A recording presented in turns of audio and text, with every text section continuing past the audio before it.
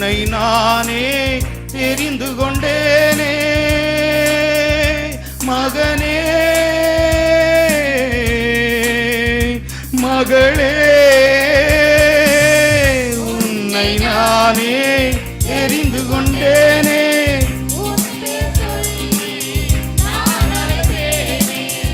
உன் பேர் சொல்லி நான் அழைப்பேனே, ஒருபோதும் நான்